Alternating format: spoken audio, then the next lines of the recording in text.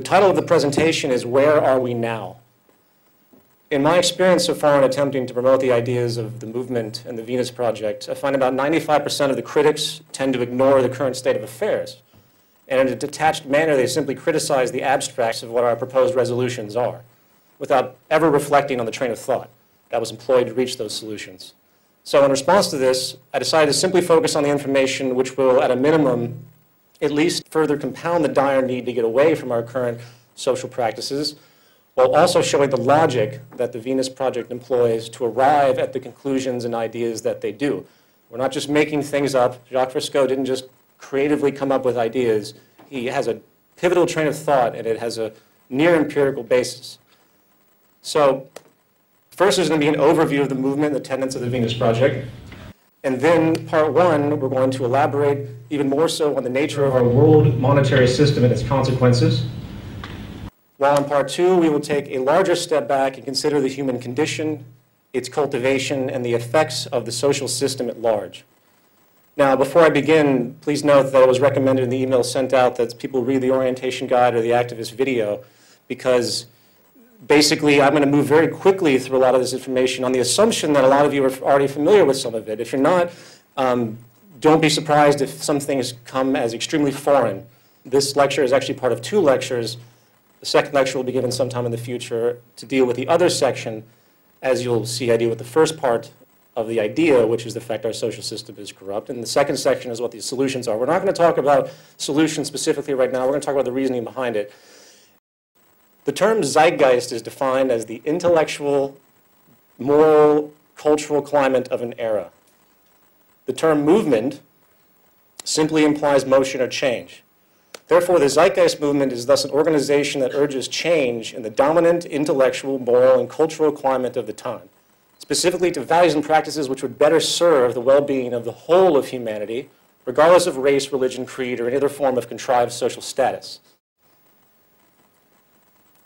The Zeitgeist movement in function exists as a commutative representation of an organization called the Venus Project, which is essentially a conceptual and technological set of ideas which constitutes the lifelong work of industrial designer and social engineer Jacques Fresco. Mr. Fresco, along with his associate Roxanne Meadows, have been working for decades to establish the technical methods and educational imperatives which can transition society away from its current cycles of war, perpetual poverty, and pervasive corruption into an improved social design based on environmental alignment, practicality, peak efficiency, and most critically, a heightened standard of living, personal freedom, and well-being for not just one nation or class, but for the entire human family. The ultimate materialization of these ideas is in the form of a new social design, updated to present-day knowledge, and the design can be termed a resource-based economy. In the words of Mr. Fresco, we call for a straightforward redesign of our culture in which the age-old inadequacies of war, poverty, hunger, debt, and unnecessary human suffering are viewed as not only avoidable, but also as totally unacceptable. Anything less will simply results in a continuation of the same catalog of problems inherent in the present system. In summary, a resource-based economy utilizes resources rather than commerce. All goods and services are available without the use of currency, credit, barter, or any form of debt or servitude. The aim of this new social design is to free humanity from the repetitive, mundane, and arbitrary occupational roles which hold no true relevance to social development, and while also encouraging a new incentive system that is focused on self-fulfillment, education, social awareness, and creativity, as opposed to the contrived, shallow, self-interested, corruption-generating goals of wealth, property, and power, which are dominant today. The enabling foundation of this concept is the realization that through the intelligent management of the Earth's resources, along with the liberal application of modern technology and science, we have the ability to create a near global abundance on this planet and thus escape the detrimental consequences generated by the real and artificial scarcity and waste which is dominant today. This reality can provably create a high quality of life for the entire world population many, many times over. The Venus Project takes into account something which has been long lost in our modern financially driven world.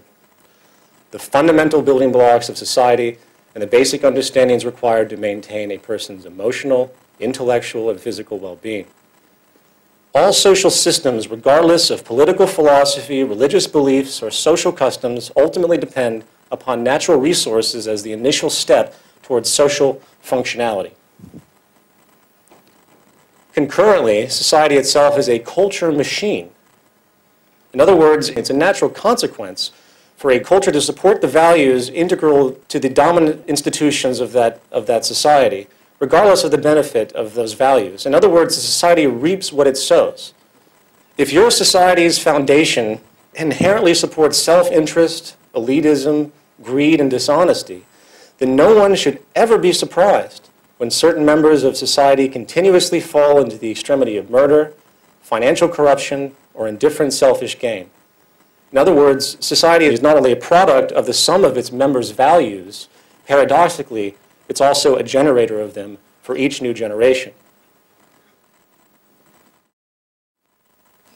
It should be no wonder that government perpetuates nationalistic and patriotic values. If they didn't, people might not support the state agendas or their wars.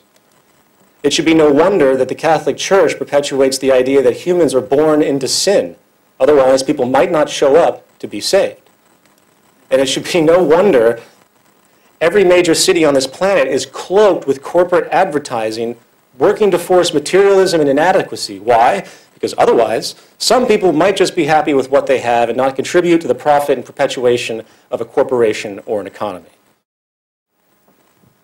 Regardless, when it comes to cultural influence, nothing can hold a candle to the vast psychological implications that have developed due to the system of monetary finance. Money, contrary to the attitudes of most of the world's population today, is not a natural resource, nor does it represent resources.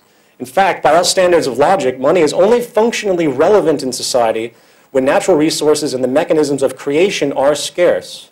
And thus, a system has emerged where people are given value for their skills in exchange for their servitude, which can thus be used as a medium of exchange for those supposed scarce resources. Sadly, the culture is now fully indoctrinated into this frame of reference.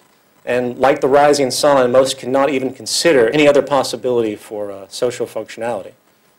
In fact, some have even redefined the relevance of money itself by being conditioned to think that money represents choice, that money somehow has something to do with democracy, and the greatest illusion that the monetary structure is a tool of liberty.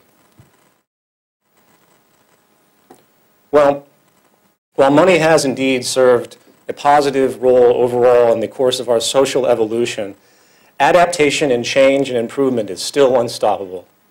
The fact is, most of the original problems which require the development of the economic system we see today are no longer pressing due to the dramatic advancement of science and technology. We now have the means to move into a new paradigm, one where the negative byproducts of our current social establishment, such as perpetual war, human exploitation, poverty, and environmental destruction, are no longer tolerable. What is advocated here is merely the next step in our social evolution as dictated not by a person or group's opinion, but by statistics, trends, basic inference and extrapolation, all deduced by the scientific method. Unfortunately, regardless of how logical, clear, and obvious new ideas may seem, the public still remains, on average, a tremendous fear of any form of social change. This is largely due to the propaganda and indoctrination which has been pushed upon them by the established powers, which, of course, prefer to maintain their power. These institutions range from religious organizations to government to business. In fact,